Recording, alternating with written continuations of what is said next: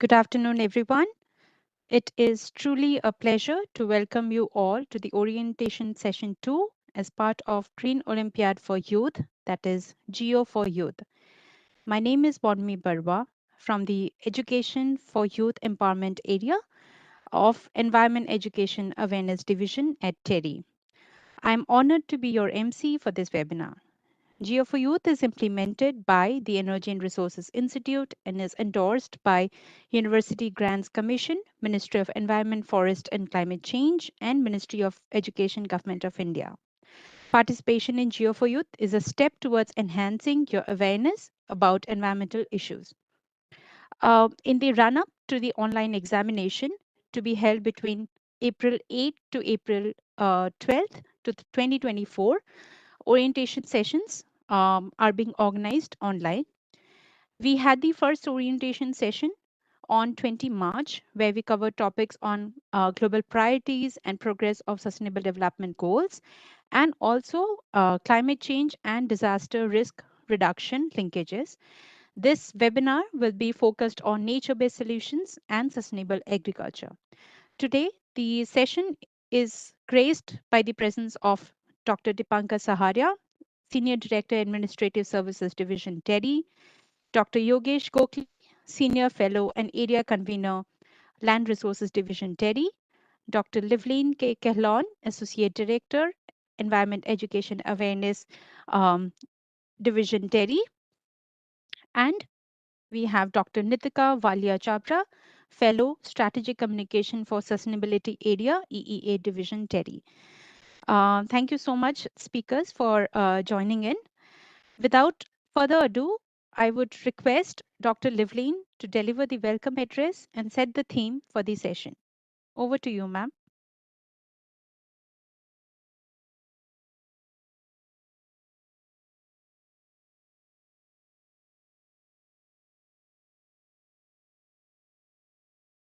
Thank you, Manmi.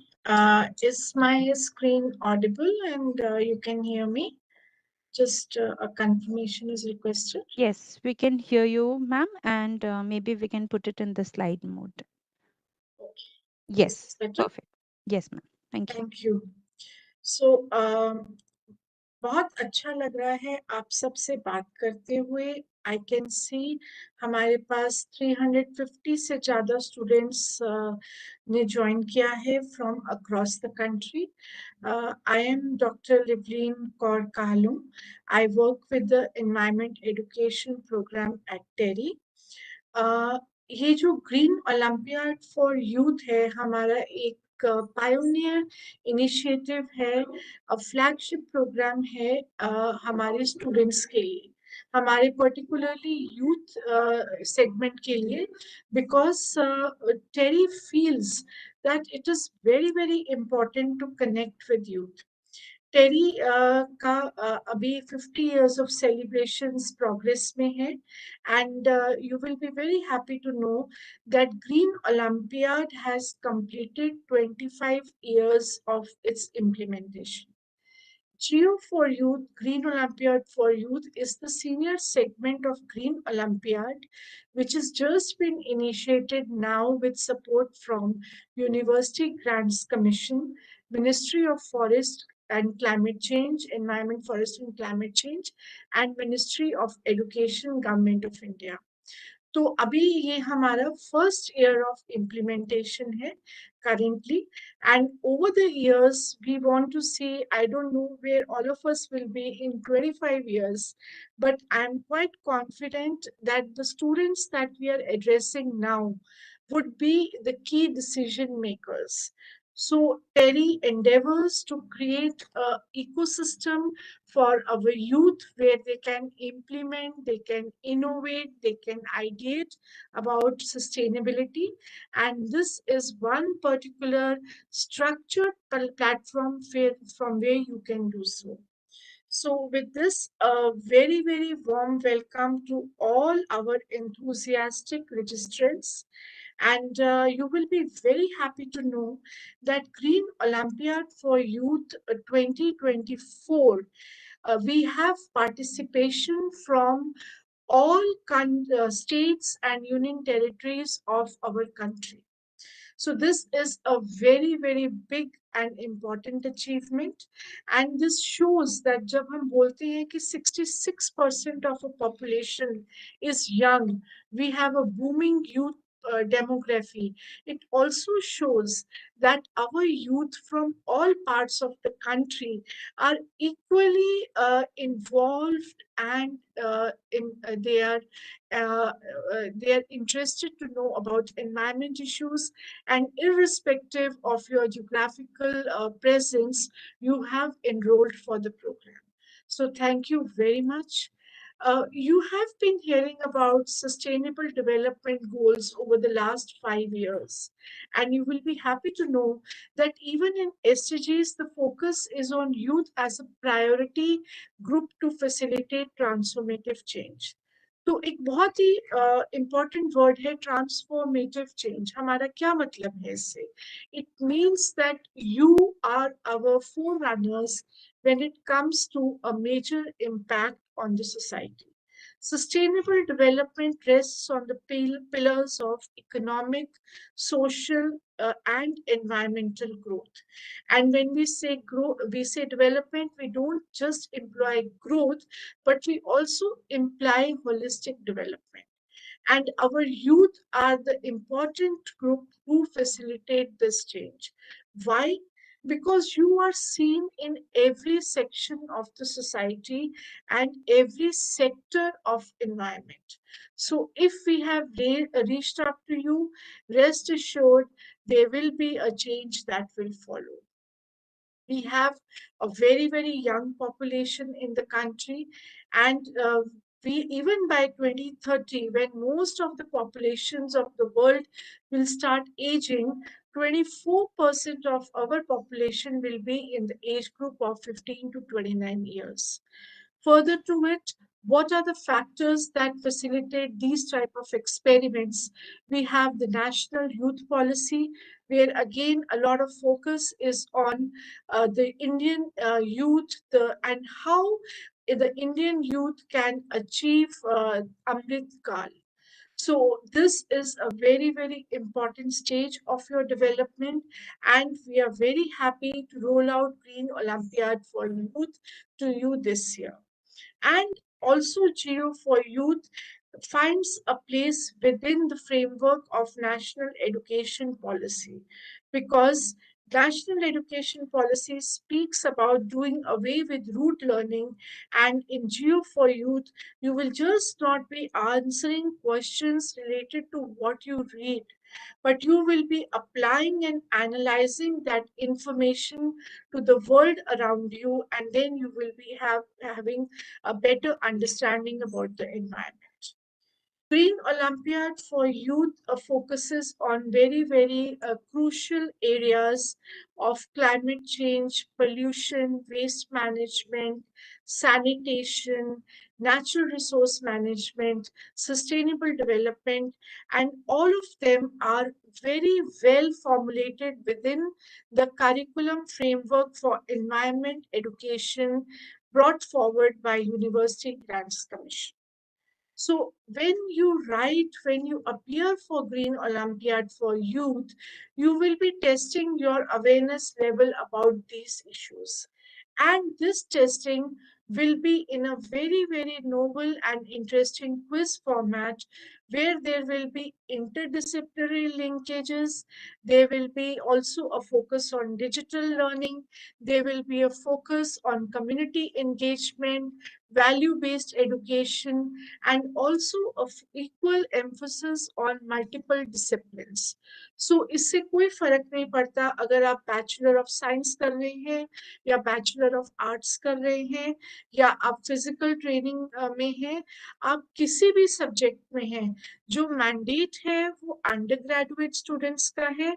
और green Olympiad for youth is very well open to all of you from all the disciplines to come forward and join this national movement of transformative change. कुछ features हैं green olympiad के जो आप कुछ लोगों को मालूम होंगे अगर आप ग्रीन ओलंपियाड फॉर यूथ का वेबसाइट फॉलो कर रहे हैं। मैं थोड़ा सा अभी आपको इन्फॉर्म भी कर देती हूँ। मैंने ऑलरेडी आपको बताया कि नेशनल एजुकेशन पॉलिसी के फ्रेमवर्क में ये ओलंपियाड आता है। इस ओलंपियाड में along with your technical expertise there will be focus on soft skills and 21st century skills.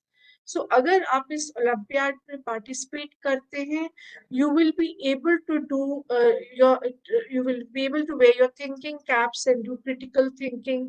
You will know more about citizenship values.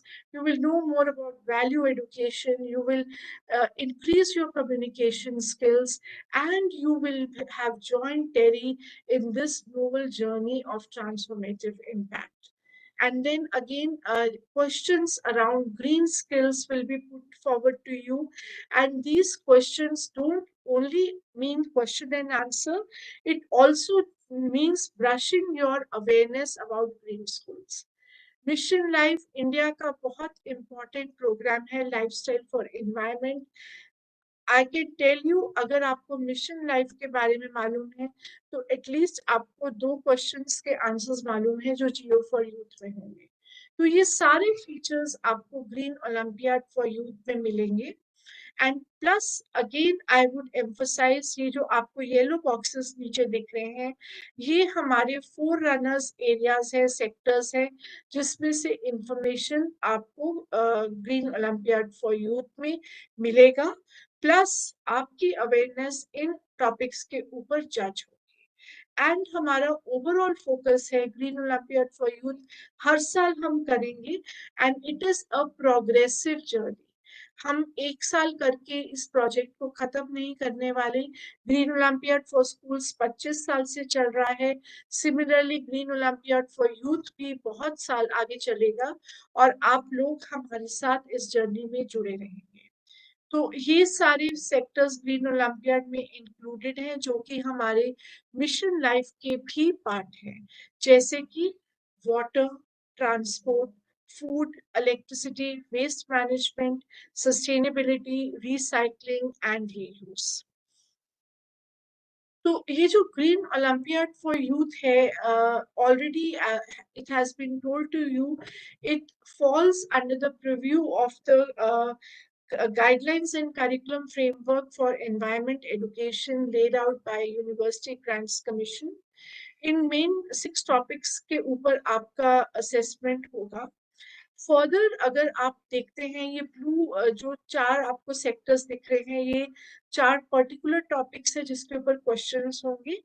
इनको अगर हम फर्दर एक्सपैंड करते हैं, अगर मैं आपको थोड़ा सा और आइडिया दूं कि क्वेश्चंस कैसे होंगे, तो वेस्ट वाटर ट्रीटमेंट हम सबको पता है कि वेस्ट वाटर ट्रीटमेंट एक प्रॉपर प्रोसेस है। उस प्रोसेस के क्या स्टेप्स है, एरोबिक एनारोबिक ट्रीटमेंट, कैसे सीवेज वाटर को ट्रीट करते हैं, ये सारे कंपोनेंट्स इस प्रोग्राम के जरिए आपसे पूछे जा सकते हैं। सिमिलरली एयर पोल्यूशन के नॉर्म्स भी इस क्वेश्चंस में होंगे। Then when we speak about human and development and environment, we mean things like limits to growth, industrial revolution kaise hua, how there's been a systemic increase in the emissions across the world. तो ये सारे questions आपको पूछेंगे within the framework of these climate change impacts, adaptation and mitigation. We will also be framing some questions and putting to you about extinctions that have happened on the planet Earth, evolutionary geological time frame kaun sa hai. Then you will have information rolled out to you both about national and global concerns.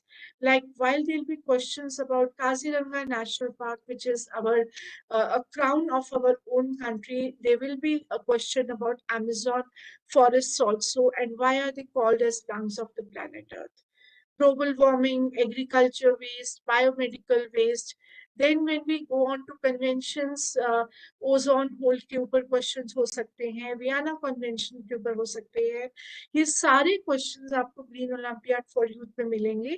Plus जब आप ये questions को reply answer करेंगे, आपके पास questions में थोड़ा information भी होगा जो आपको नच करेगा इस टॉपिक के बारे में और पढ़ने के लिए। And then of course case studies is very important. आपको एक रीडिंग पैराग्राफ्स मिलेंगे और उस केस स्टडी के ऊपर आपसे कुछ क्वेश्चंस पूछे जाएंगे। तो ये प्रोग्राम इंग्लिश और हिंदी दोनों में होगा और बहुत ही जल्दी आप I think by 8th of April we are starting this program and this will come to you, and thank you so much for registering for today's capacity building session. With this, I conclude and also warmly welcome you to this today's session. Thank you so much. Thank you. Thank you, Dr. Livlin. Thank you for a warm welcome. I think you have covered most of the queries that the participants here have asked. And thank you for setting the theme, ma'am. We now move on to the technical sessions. And session one is on nature-based solutions. So this will be taken up by Dr. Yogesh Gokhale. He is a senior fellow and area convener of Center for Forest Management and Governance Area of Land Resources Division at TERI. Thank you, sir, for taking out time. And over to you, Dr. Yogesh. Thanks a lot, Monami, and it's pleasure to speak at the Green Olympiad. So let me share my screen and so that just a minute. Um, so is it visible to everyone? Is my screen Yes. visible? Can someone Yes, confirm? it is. Yes, Yes, it is. Okay. So Yes, we today can what? see. Yeah, Maybe thanks we a can lot. put it in slide mode. Uh, okay, like this. The one at the right. Yeah, that. Yeah, I have already put that. Yeah. So it's is it a full screen now for you? Not yet. Okay, anyway, let me begin. So, basically, today what we are talking about is called as nature-based solutions, which are uh, nothing very new, but we are reinventing into what we know, what we traditionally we know. I would add a word as traditionally we know, and that is what like we have been we know number of techniques such as traditional water harvesting techniques, community based governance of natural resources, use of organic composting, then number of environment friendly lifestyles, and we need to now re look at these lifestyles, these solutions as nature based solutions to tackle the impacts of climate change. So these are very critical because technological solutions for mitigating and adapting climate change are very expensive, and everyone then cannot follow those. But the nature based solutions can be even followed by individuals, families, societies, communities, and hence those are very critical. So, all nature based solutions are not necessarily a new knowledge, but it is a reinvention of existing solutions and traditional ecological knowledge with climate perspective. So NBS will be a critical component for negotiations during number of conference of party meetings and so on. So what would be the scope of NBH? NBA. So research has shown that over 20 types of different activities like conservation of natural resources, restoration, improved land management, that increase carbon storage and or avoid greenhouse gas emissions across global forests, wetlands, grasslands, agricultural lands, that can be considered as the nature-based solutions. See, nature-based solutions can provide over 37% cost-effective carbon dioxide mitigation, which is needed through 2030, and for over 60, and it provides greater chance of holding the warming below 2 degrees Celsius. We all know that we need to restrict the temperature rise between 1.5 degree to 2 degrees Celsius. So to contain that temperature increased, we need to use nature-based solutions, and that is one of the easy way that everyone living on the earth can follow. NBS mitigation actions can be delivered at a rate which is very cheaper in comparison to technology. If you want to use technological solutions, then it might cost you even $60 per 1 ton of carbon dioxide equivalent. Whereas NBS is much cost effective, which would cost you almost $10 per ton of carbon dioxide equivalent. So most importantly, any solution needs to be holistic and not only sectoral in nature, where agriculture cannot be seen independent of soil management and traditional practices and cultivars, ecosystem services, and so on. So whenever we see agriculture as a solution, then soil management cannot be separated from that. So that any solution that we are considering as a part of nature-based solution would have a linkages with each other in and also with the ecosystem per se. So if we say that, if we consider what can be different types of nature-based solutions, so we all remember and we all know that Chipko movement, where the modern Indian environmental movement started. So Chipko can such movements, such awareness programs, such kind of motivation, such kind of educational programs, they become the nature-based solution. Today we are talking about the the today's theme, that also the Green Olympiad is also part of nature-based solution, because why it is nature-based solution, one of the nature-based solutions, because we are educating the youth, we are communicating them the importance of such kind of solutions and such kind of knowledge which exists. Since independence, um, we have done the watershed management treatment of over 60 million hectare land across India. So this is a substantial work that we have put in.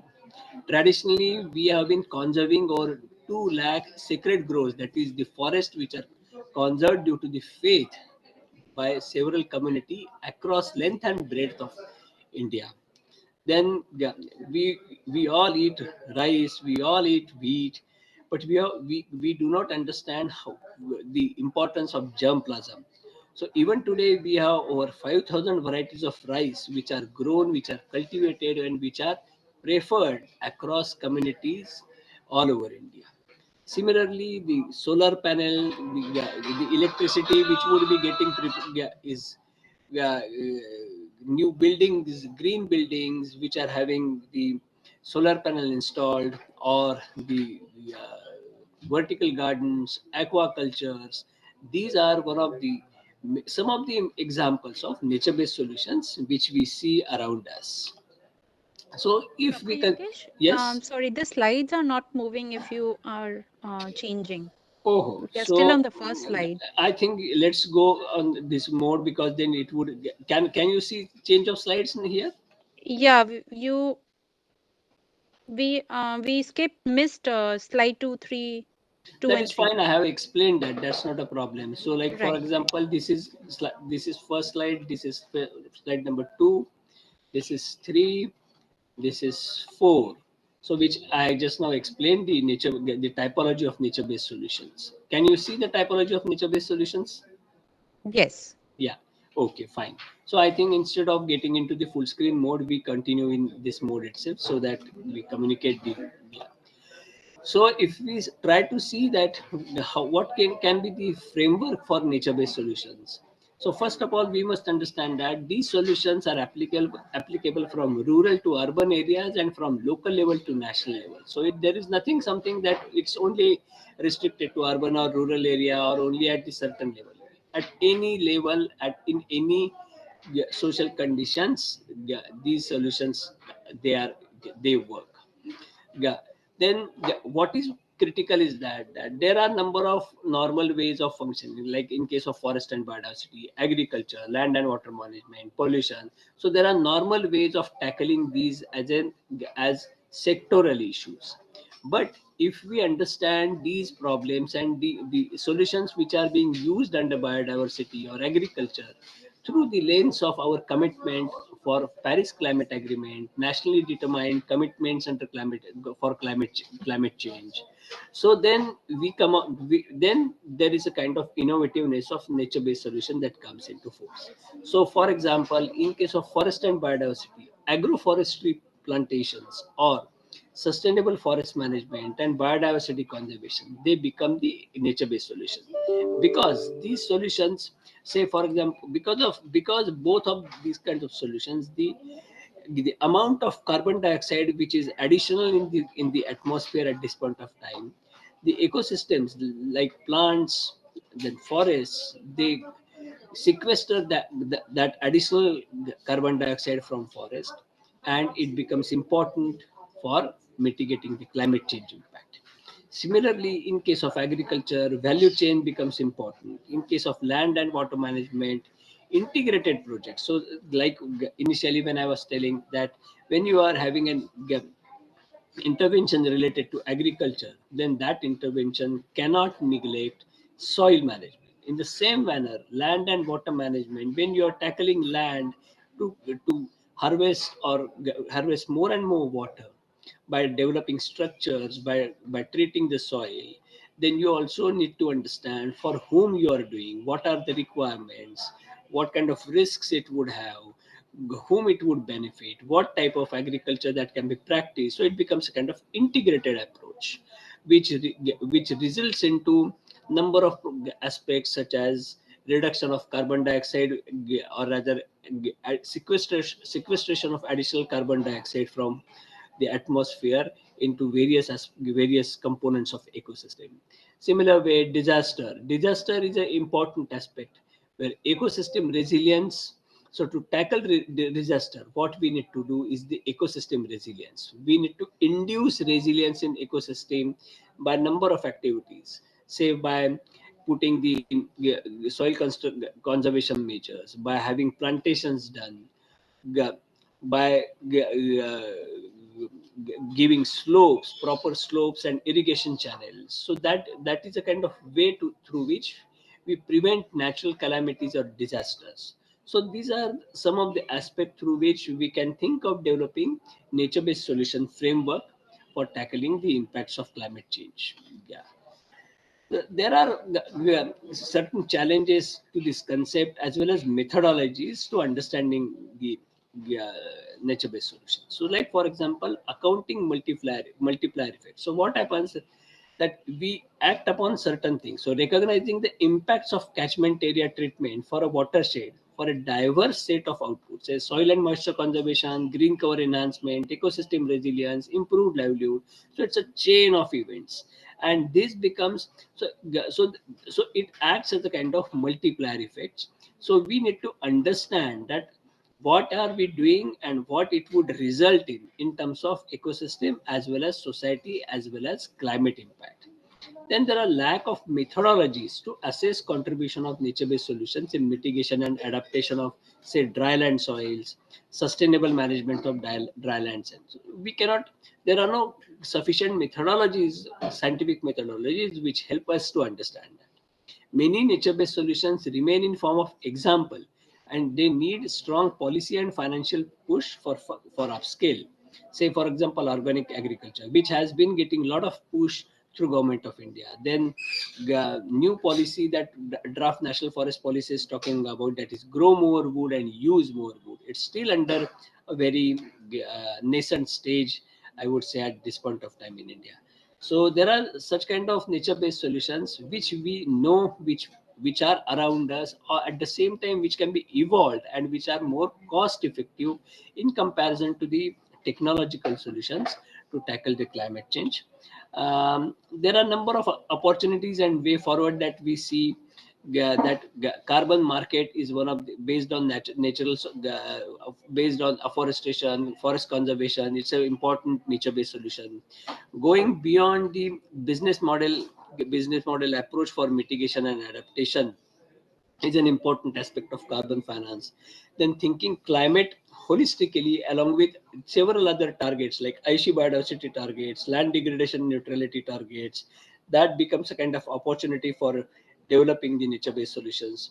So there is a need to recognize and contextualize these NBS and promote those through conducive policy environment, develop a monitoring framework and indicators so as to recognize the contributions of NBS as climate action with common but differentiated responsibility as basis of climate change actions, which where developed world need to strengthen fund practices and priorities of the developing countries, and nature-based solutions are one of the important priority areas which everyone in the world, including the people living in the global south, can participate and do to reduce the impacts of climate change. I think I stop here, and if there are any questions, I'll be very happy to answer. Thanks a lot. Thank you so much, Dr. Yogesh, for talking about the nature-based solutions framework, and how it is also linked to our program, the Green Olympiad, and also which is the basically the future of climate actions at local level. So thank you so much for joining in today and for taking out time. And as Dr. Yogesh has mentioned, please feel free to put your queries in the chat box if there are any. Dr. Yogesh would be happy to answer it related to the topic. All right. So thank you again, Dr. Yogesh. We Yeah. now move to the next session. And next session is basically on sustainable agriculture. And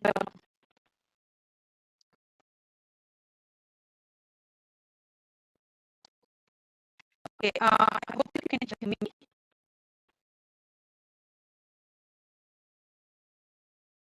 Okay. Sorry for the disturbance. For the next session, we have, which is on sustainable agriculture. We have with us today Dr. Nitika Walia Chabra. She is a fellow of at the Strategic Communication for Sustainability area at the EEA division at TERI. Thank you, Dr. Nitika, for taking out your time, and thank you for joining in. And over to you. Good afternoon, everyone, and thank you so much, Manvi. It is a pleasure to be part of a technical session which is organized for GO4Youth. I'll just share my presentation as Monmi had said that my presentation would be on sustainable agriculture. So I would be talking about sustainable agriculture in the context of climate change. Just give me a second before I share.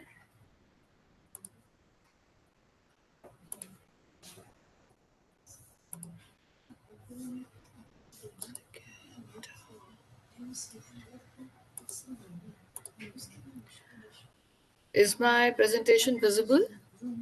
Yes, maybe we can put it on slide mode. Sure, one second. I'll do that. Is it now at the in the slide mode uh, or not? Not yet. Not yet. I'll just share it again. One second.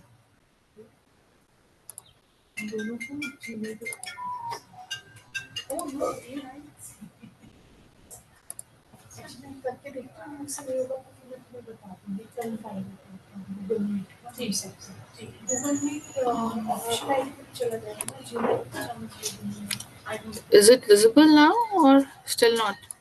Is it in the slide view?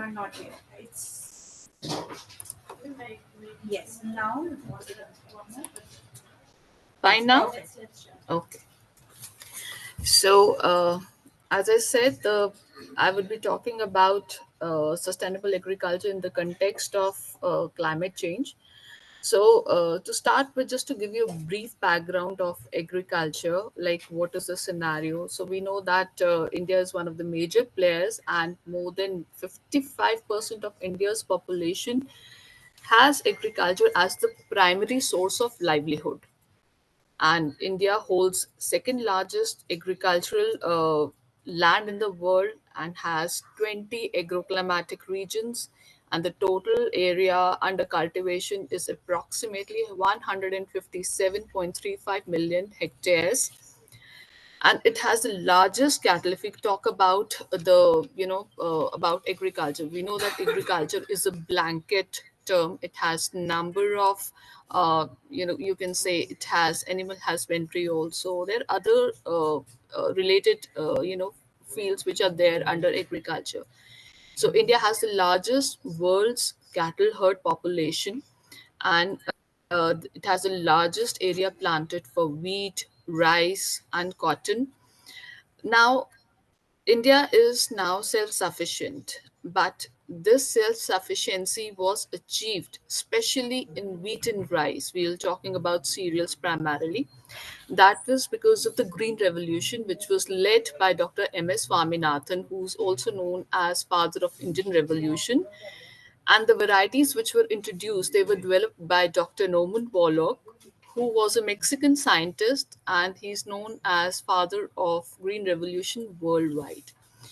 So, before we actually enter into the Green Revolution, I'll just take you a little step back when India got independence. So, Because when, the slides are not moving. yeah, I'll just change. Is it happening now? Okay.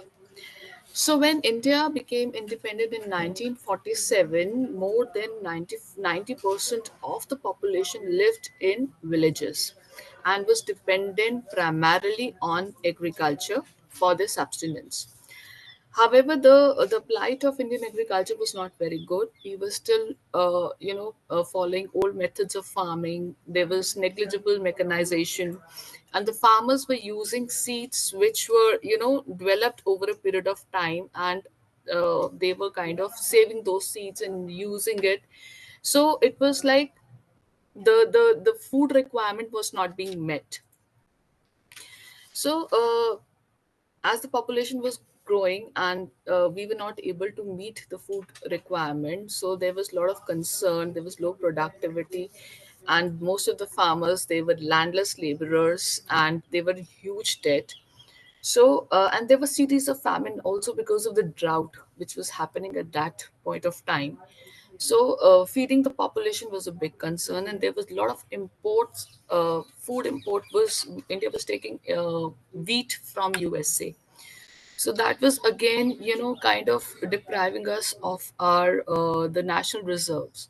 So there was a need for a change, and the change happened in because of the Green Revolution.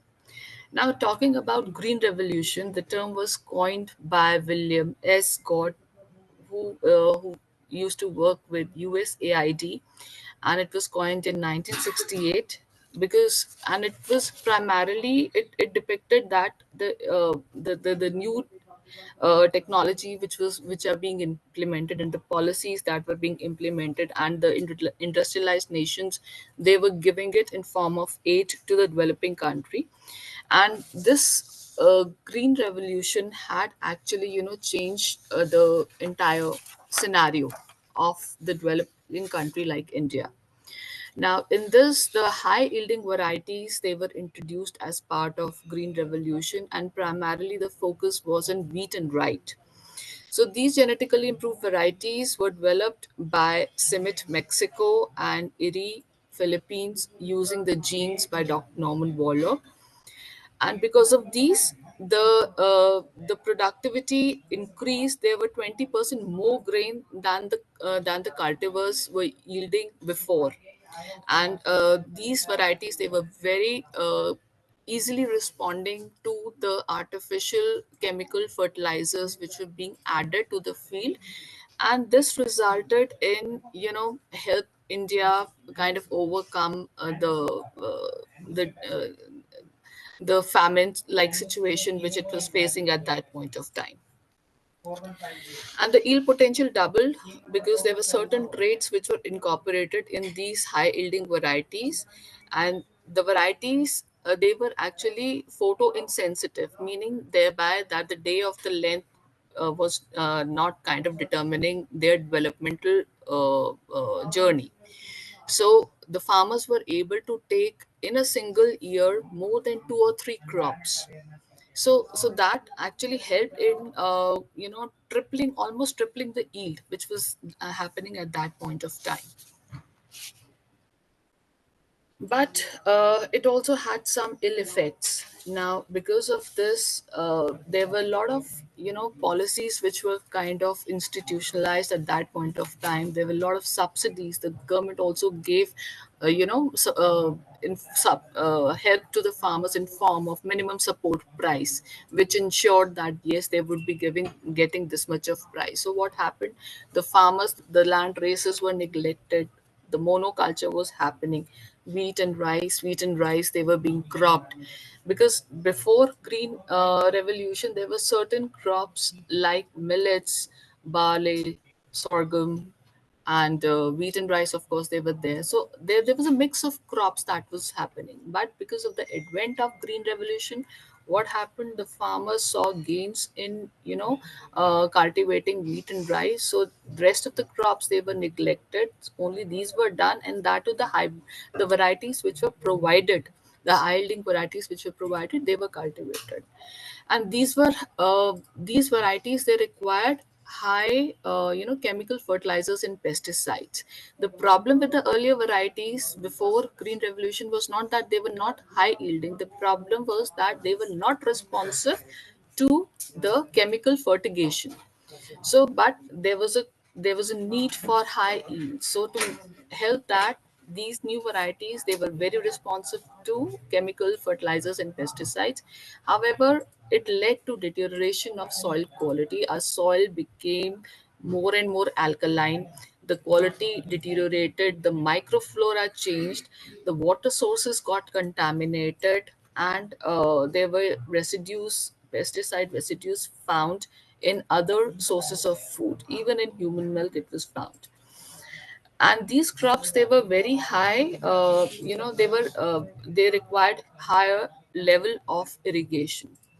So, as a result, what happened in certain states where these were being done extensively, especially Haryana, Punjab, so the water table receded drastically. And because the varieties which were introduced, they had a very narrow genetic base and they were being cultivated, and the rest of the land races were neglected. So, over a period of time, those land races got lost.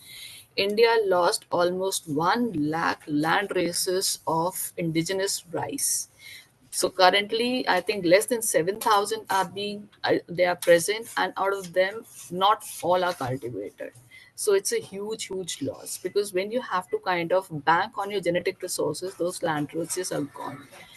And because we were using chemical pesticides, the pesticides which were there then at that point of time affecting those crops, the other pests started growing.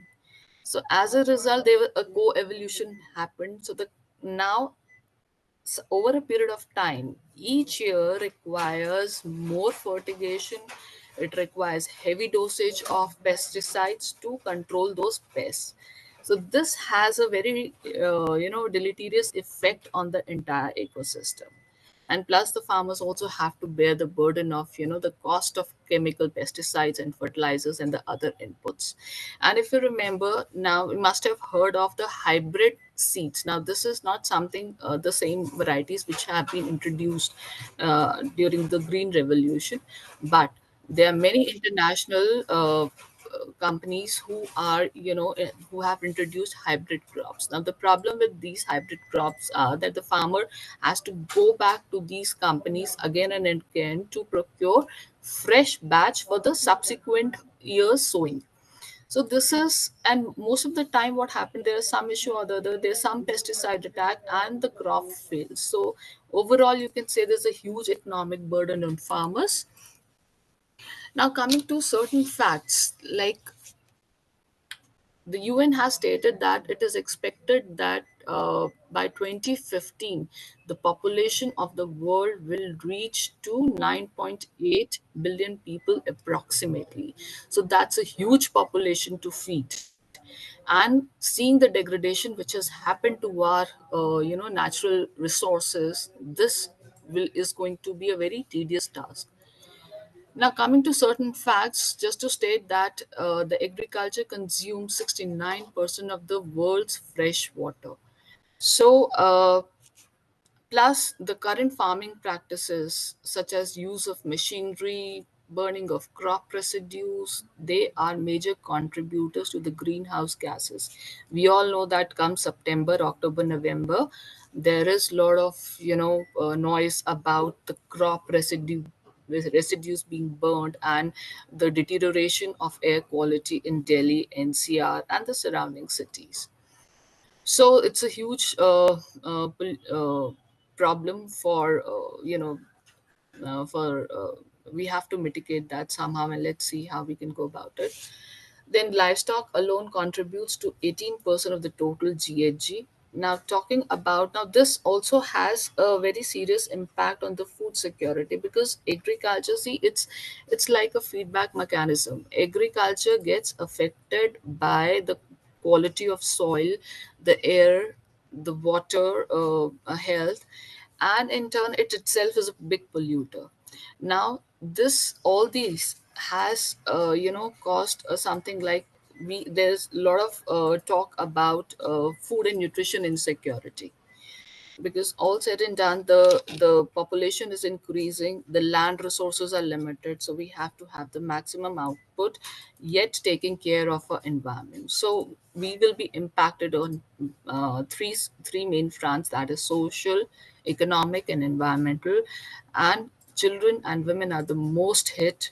There are several reports which say that the problem of malnutrition and otherwise also the effect of pollution on women and children is the most.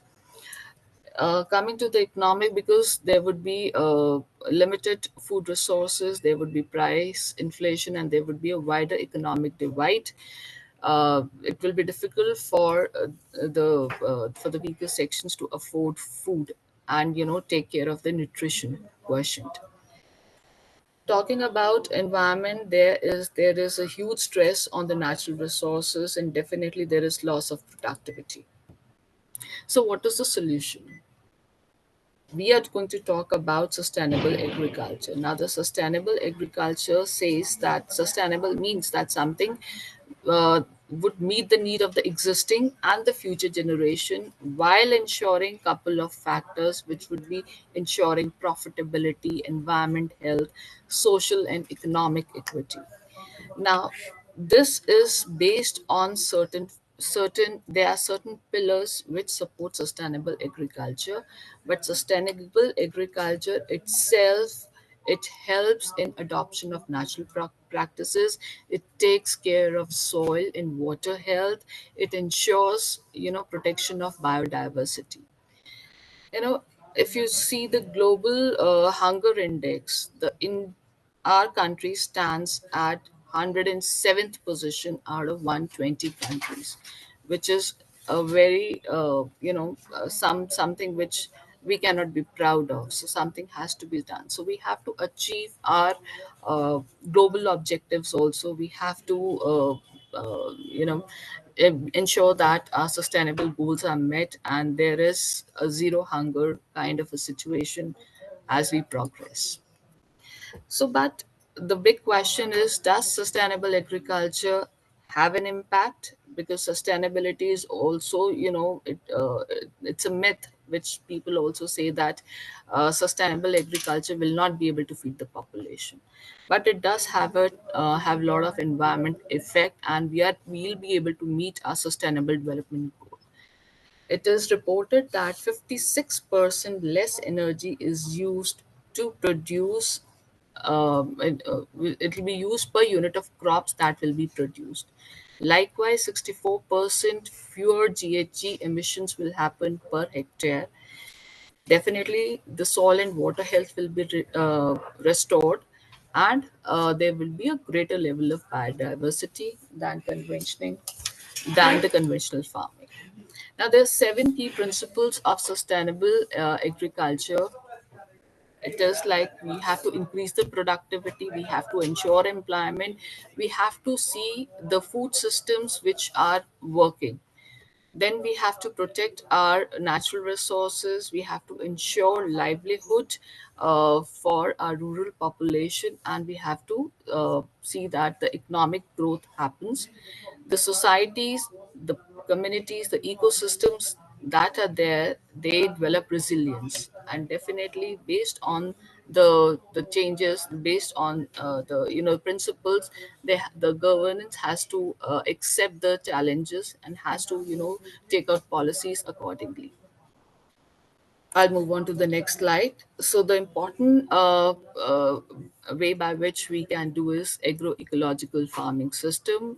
It is like we have to it kind of marries the ecological principles and uses it for sustainable agricultural practices. So there are a number of things which we can do to practice agroecological farming. We have to first see that the crops that we are growing, we have to see the mix of the crops which are best suited for that particular ecological zone. We have to practice crop diversification. We have to use measures which would improve the soil health by cultivation of legumes, by using cover crops. Then we have to also ensure that in the agroforestry system, we have to practice that would have the forestry species, the agriculture species, livestock all integrated together to have a complete ecosystem. We have to take measures wherein we have to take care of the water health, like we have to conserve water, also take practices wherein we are able to conserve rainwater and use it for our agriculture and other purposes. Then we also have to use biocontrol methods biocontrol methods to do away with the use of chemical pesticides, and likewise adopt varieties which are resistant to uh, the, which are climate resilient. For instance, millets, which we used to grow earlier. And there are a lot of climate adaptations that we can have. I just talked about these. Then we also have to take help of the technologies, for instance artificial intelligence, which will help us simulate the conditions that are there and take informed decision. Precision agriculture, wherein we can see how we can introduce drone sensors and use various internet based applications for our purposes. Agricultural biotechnology to help develop better varieties. Then big data analytics to have a complete weather data and then use it according to our own need. Then certain species which are not able to grow nicely, we can also have climate controlled agriculture in forms, so we can have agriculture in poly houses, we can grow for hydroponics. Then also we should think of using renewable energy sources for instance for solar pumps and other things which we can introduce to cut down on our dependence on fossil fuel. So talking about this final thought, so it would be an integration of communities, integration of technologies, and then we have to strengthen our food network system and reduce dependency on external inputs. We have to focus, we have to reduce our carbon footprints. So using all this, definitely we can help, not undo, but yes, we can take care of our environment and yet achieve our sustainable goals. Thank you.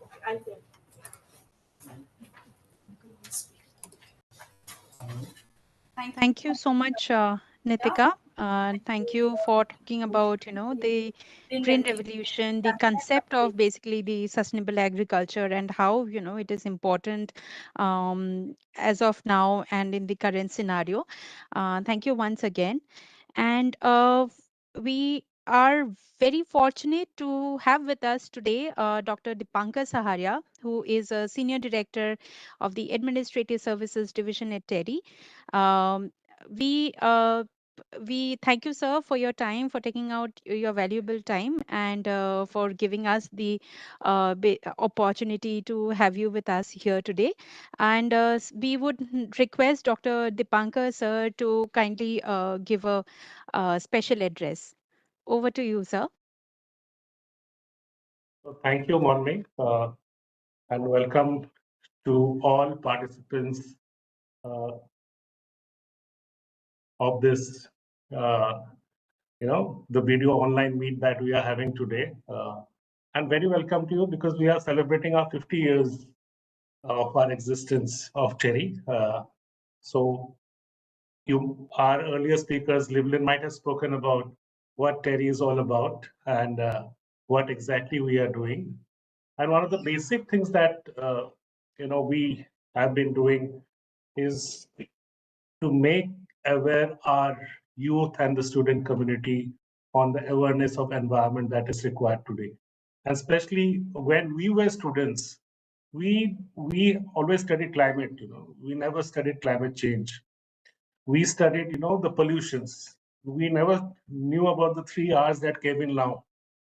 Things the way we were taught in schools during 80s and then and first half of 90s. Now things have totally changed. We need to be more aware of how things happening.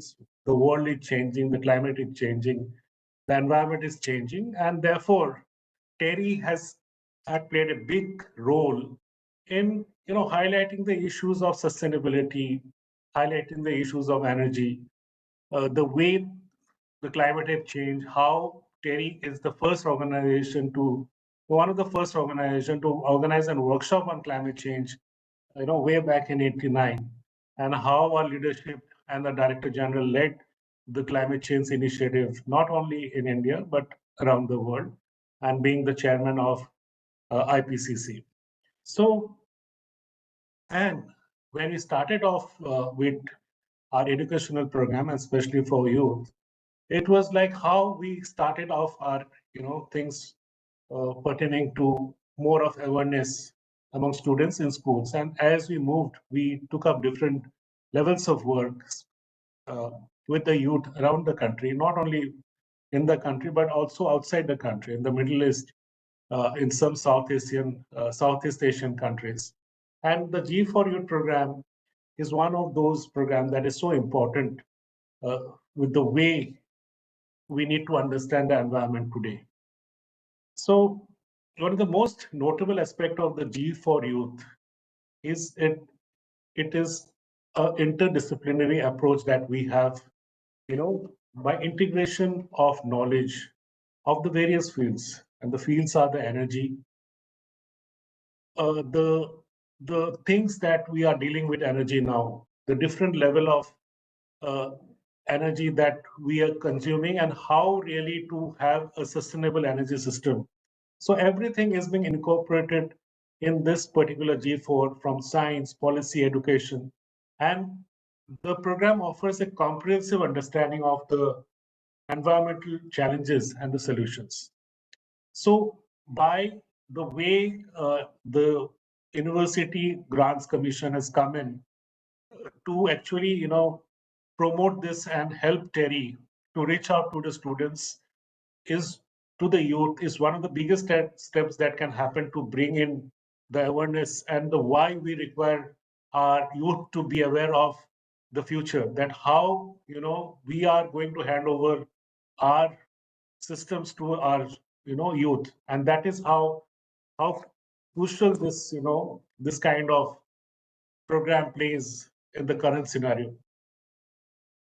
And G4Youth is designed specifically for students, as you are all aware, of higher education institution. But and we had about more than 25,000, I think about more than 20,000 people registering for it, and that shows. But we would generally expect more. We have a lot of youth that we need to make aware of this program by participation. That is how I think the state government and also the different forums that we can, bring in to increase the participation, just because to make them aware of the requirement that, the students and the youth should be aware of, so that we can really have the future built on them, the sustainability thing that we are all talking about. So, in essence, the significance of Green Olympiad for youth, uh, it represents the thought process of the current, the way that we need to handle our future. So, I would really, congratulate our team led by Monbi, Livlin, and Nitika, and today Yogesh is there to have more such, initiatives of, having this kind of sessions so that we really build up and make a kind of, atmosphere for, learning so that our students are really ready to take up this. And for the next year, I am definitely sure that from 20,000, it will be more than a lakh that we really wanted numbers so that, we reach out in all the states, especially the states that we all belong to. I belong from Assam. I definitely want a lot of participation that I want to see from Assam. Similarly, other big states like UP, MP, Rajasthan, Maharashtra, we really want to see that everybody, at least 10% of, students from the higher education participate in such a program where you will have a, you know, a very inclusive knowledge of all the things that is required to be learned today. From agriculture, I think Yogesh spoke about our natural-based solutions. Some days some specialists will, would talk about climate change and somebody on water conservation. So everything we really need to understand, and we need to understand that we all need to contribute for our effort to sustain our, the environment that has been gifted to us. The way things are changing and the way climate is changing, the way environment is being degraded for development, I think we really need to balance. And for that, this awareness is very much required. The awareness in the sense that we really have to play balance. When at a personal level, when I travel to different places, including my state, Assam, I see a lot of trees being felled for broadening of the roads. I feel very bad, although it has to be developed, and we need bigger roads and better roads. But then who is actually doing the plantation to balance the felling of trees that has happened during for broadening of the roads? So similarly, development will affect environment, but we really need to have a balanced way of seeing that we do everything in a very sustainable way. With these words, I really would like to wish this program, that has already been conducted by Yogesh and Nitika. I think a lot of students and youth have benefited from the slides that you have shown on agriculture, and natural based solution is something that we really look forward, because everything is going to be natural, and we look forward for natural based solution in the future. So thank you so much for giving me this opportunity. I wish all the best, and G4 for Youth is definitely going to contribute a lot in making the awareness that is required for the youth of India. So thank you so much. All the best. Thank you, sir. Thank you for your kind words, and your words have actually, set the tone for what promises to be a fruitful session.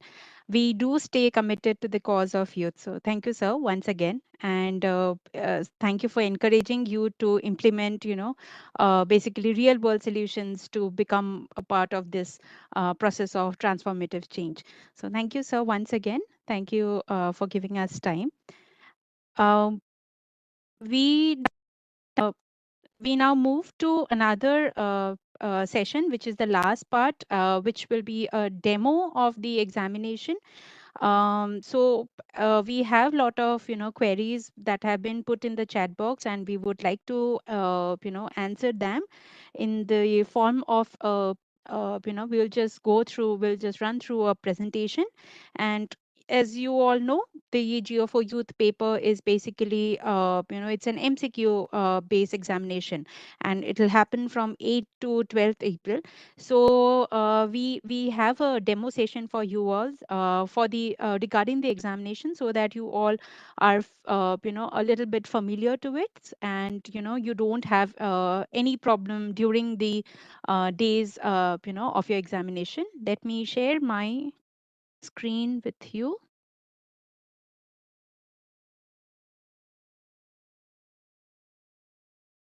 I hope you can all see my screen, and it's on full view.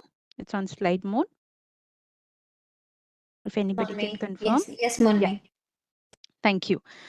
All right. So basically, your exam will be from 8th to 12th of April. We have had queries regarding that as well.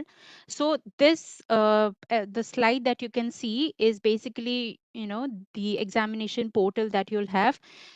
Please note, you will be all of the we have your email IDs, so this examination link along with all the instructions and the guidelines will be emailed to you.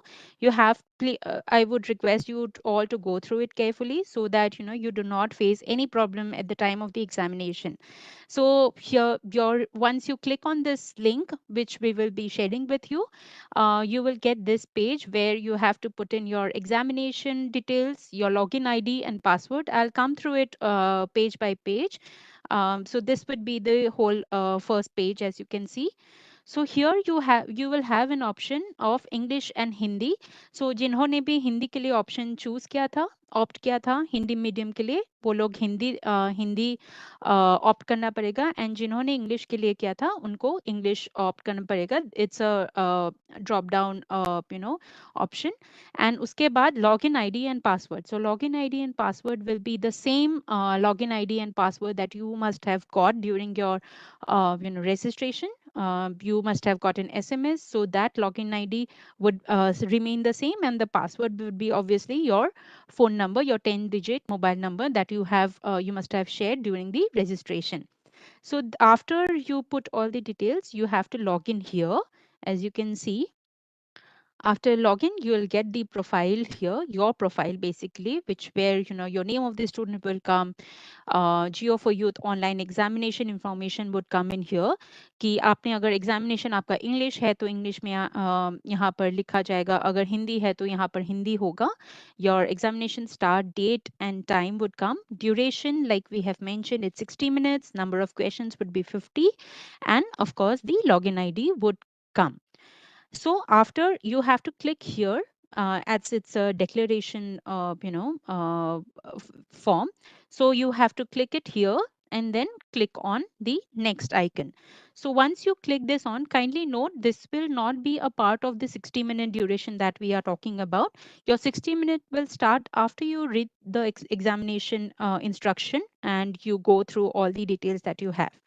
So after clicking the next button, next icon, your examination instruction would come here where you can go through it as much as you want, and please we would request you to go through it in detail so that once you click on the next icon, you will not be able to come back, and you will not be able to basically go through it again, and your time for the examination would start, and there would be a timer set, so which I'll show you in the next slide as well.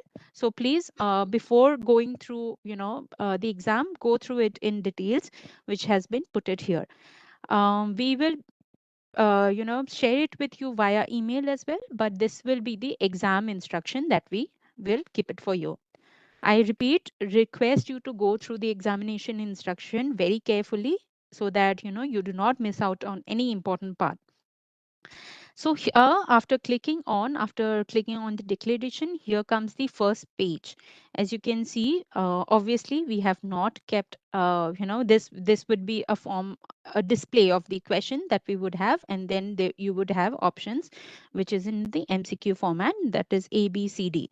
So here, if you see on the right side, we have many, options given here, and which is attempted, not attempted, marked for review, or answered and to be marked for review. So that would come, which I'll explain in the next slide. And also your questions here would come, which would be 50. So here we have from 1 to 50. So this is similar to that of the OMR sheets that you have. You must have done in the past. So this is similar to that. So if you see, time left here would be 60 minutes, as it's the starting. So you have to basically, what we are talking about is the answered, the not answered part. So here, if you can see, the answered would be the one that you have basically answered. You can again come back to the ones that you have not answered, which would be marked in red. The answered one would be marked in green, and which you have not visited, like you have skipped, so that would be kept on as gray in color. and then answered and marked for review. So these are the questions. If you see here at the bottom of the question, after the answers, after the option of the answers, there are 5 icons here. So this 5 indicates to basically this, which are 5 options here, which will be marked on, as and when you you run through the questions that you have. I'll move on to the next slide. So here, once you suppose you answer option C, so after answering option C, then you would, it will appear as green in color, and then you can move on to the next. You can also choose the icon marked in blue, that is marked for review, and next, which you can come back to it later. So one of the questions would be application based, and here there would also be questions which would be in the form of case studies. So you have to scroll down the whole part here, where you see questions will come on the left, and the options for it, the answers, you have to click on the right side. So as you can see here as well, on the right side, where your answers, the numbers are given right from 1 to 50. So some of them are green in color, some are red meaning that you have not answered to it, and that you can come back to it later. Also on the right side, top right corner, if you see, your name and login ID will be throughout given. So here, like I have mentioned, the arrow that that is being marked here is basically, so if you see, you have, once you complete all the 50 questions, your time left would also obviously depend on how much your time is left. But on the right side, if you see, there are 50 questions. Some of them are marked in yellow, some are marked in red. So you can go through it again. So you have to you can come back to the unanswered questions, like option question number 6 you have not answered, so you can immediately click on the icons here on the right, on the on the numbers that you have, and there would be 50, so you can click on it, and then you can come back to the answers to the questions and answer the correct one, or whichever you feel right. And then once you complete all, it will be all in green color. And then once it's done, you have to click here, that is the submit examination. Once you do it, you have to confirm it again in this upper pop up that comes, if you are sure to submit the exam, and then you click OK for it. Now once it's done, you come to the slide that would come next to you is the examination summary slide, where the whole your basically you can download your report. Please make sure that you download the report here, in which will be in PDF, and your all the answers then finally would be answered in 50. Your scores will be given, your correct answer, incorrect answer, all your total score will be given. Okay, and based on it, please note, this is just a report, this is just an examination summary report that you'll have. Your after you are done with this, you'll get an option to click go to the next slide, which will come as this, where your examination completion summary would be given, which is basically, you should in order to know your score, you can download the previous report that you have before exiting the exam. And also please note that your e-certificate, to download that, you have to basically get it downloaded after 2 weeks from the date of examination by logging the same portal that we have, that is the go4youth.com, with your same login ID and password. I hope this is clear to all of you. And please note this also, we have live streamed it, so you can also go through it again in the YouTube link. Just type orientation session as part of Green Olympiad for Youth. You would get this in details. You can go through it. You can if you have any doubts before attempting the paper, you can go through the webinar session again. And so this will be helpful. We hope that this whole presentation would be helpful for you. So here we wanted to basically show this to you, and so that if you have any queries, you can still put it in your chat box. Miss Taru here is answering to most of the questions here. So like I've mentioned that GO for Youth, it's an MCQ based, and we do not want to miss out this live quiz with you all, because obviously, I mean, we just wanted to give you a demo of it just to show, what all questions would come. And for this, I would request Miss Ritu to kindly, you know, run through the poll. So what you have to do is you have to basically, a question would come up on the right side as an opinion poll. There would be four options, and there would be one question including four options, similar to that of what you would have, in during the examination, paper. And one important thing, many of you have asked about the slot. The timing slot is from between any time between 8 a.m. to 8 p.m. So if suppose you start at 8:30 a.m., you you are given time from 8:30 to 9:30 a.m. and you can do it anytime between the day from 8 a.m. to 8 p.m. in whatever date you have chosen. Say one of them have chosen 9th April, so you can just log in with your login ID and password in the the examination port link that we have shared. So just log in there, and once you read through the examination instruction, your timing would start. That is from any time you do it. Say from 8:15 you start, then it will be right from 8:15 to 9:15.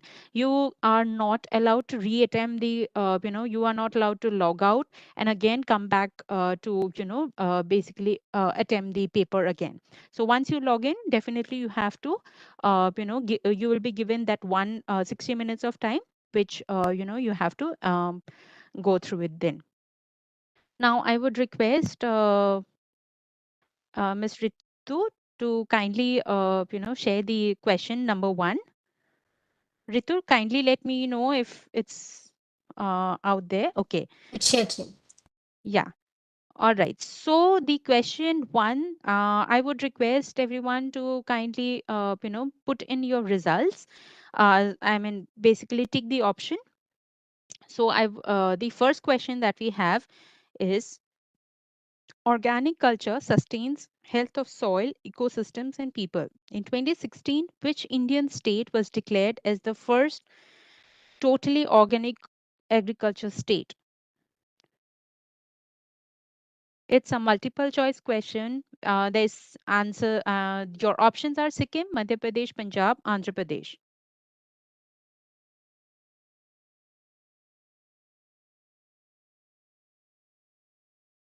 Okay. We can see 41 have answered. 60, okay, have finished. Okay, I only 74 out of 418 attendees have responded. I would request everyone to run basically answer the questions. Yes, Sikkim is the right answer.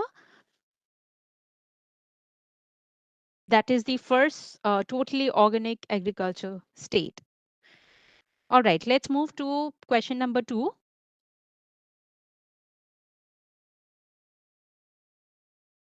Question number 2. Limits to growth refer to both population and economic growth. Growth in population and growth in per capita resource use, the product of which gives the growth rate of total resource use. Which organization published the report, The Limits of Growth? Options are Club of Rome, Greenpeace, United Nations Environment Programme, that is UNEP, or option D, Intergovernmental Panel on Climate Change, that is IPCC. Can we have the answers?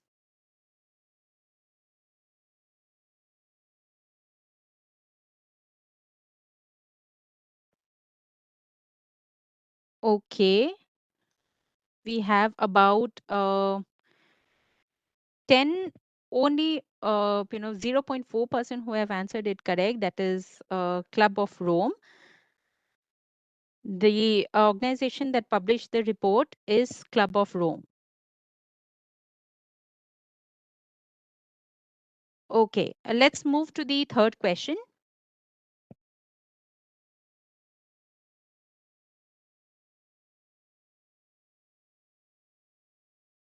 Can we have question number 3?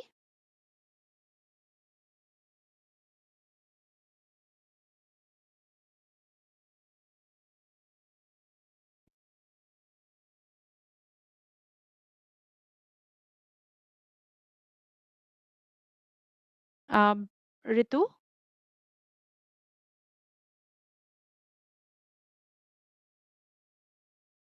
At the time the question is changed, Manvi, you could read out the question. It will give them some time Only to think. there's just some technical glitches with my system. Just give me 5 minutes.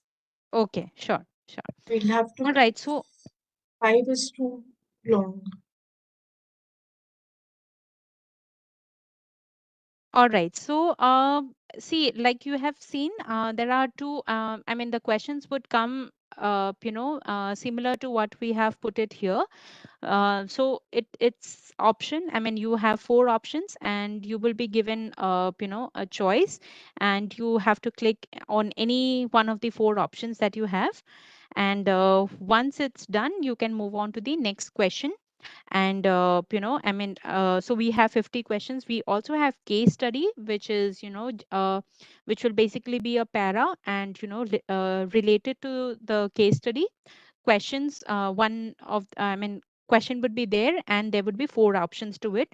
So the answers, it will all be MCQs. So this would be similar to that of, OMR, sheets that you must have filled in the past.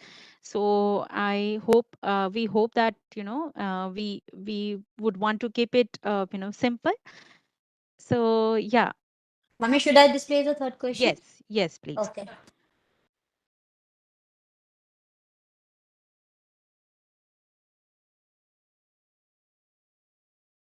All right. The third question is, which prehistoric discovery made a significant change in the nature of relationship between man and environment? Options are cloth, stone, fire, metal.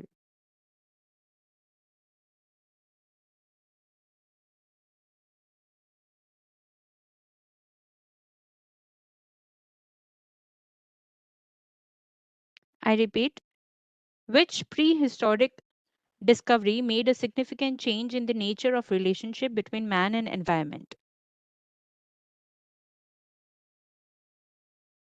Most of them have answered fire, yes, which is the right answer.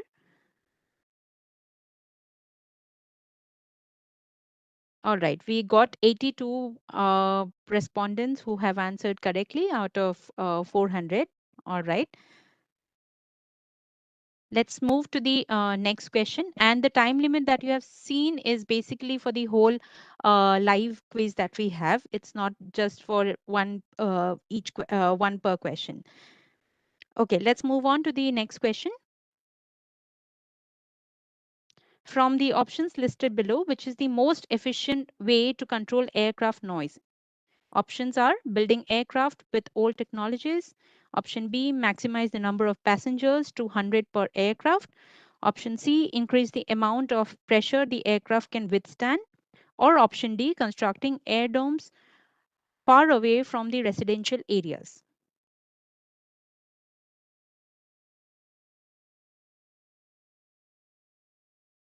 There are four options here, as you can see.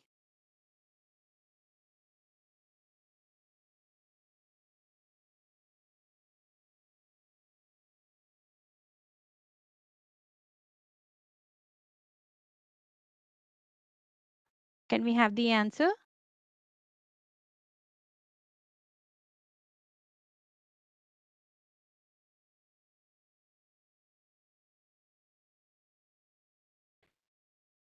All right. The answer is option D, constructing airdromes far away from the residential areas. All right. Let's move on to the last question, as we are running out of time. But we just wanted to give you a glance of what type of questions would come and how you would answer the questions.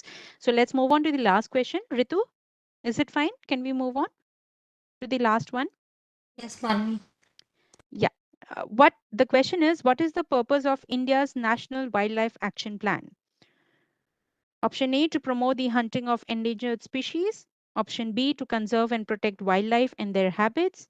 Option C, to encourage deforestation for economic development. Or option D, to establish wildlife reserves for tourism.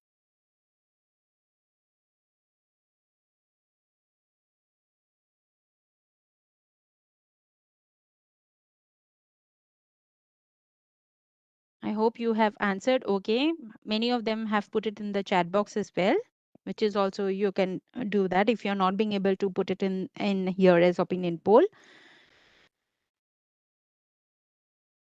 Okay, yes. Many of them have answered correctly, which is option B, that is to conserve and protect wildlife in their habitats. All right. Thank you so much. And with this, we come to the end of the live quiz as well. So this was just to, give you a demo of the examination portal that you would have, and also the quizzes of, just examples of the questions that would come.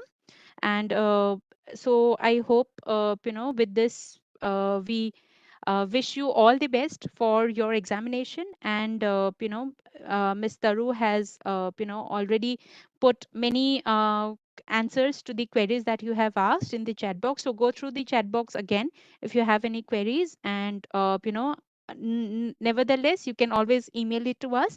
Our email ID is go4youth@teri.res.in. So you can email it to us whatever queries that you have. Also, by today and tomorrow, we will be sharing the guidelines or the instructions for the examination, along with the link. So go through it carefully. If you have any queries, even after that, please feel free to get back to us, and we will be happy to answer to your queries. Thank you so much, and thank you once again.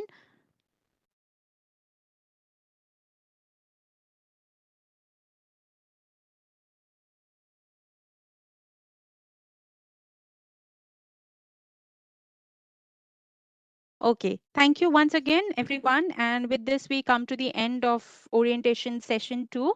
And we would, wish you all the best for your examination that is happening from next week. And I hope you all have, prepared well, and wish you all the luck. And thank you to all the speakers who have graced by their presence today. And thank you for their time. And thank you to our team as well, Ms. Taru and Dr. Livleen, Dr. Saharia. Thank you so much. And with this, I wish you all the best for your upcoming exam. And all right, have a good day, everyone. And you all have been a great audience today. Thank you.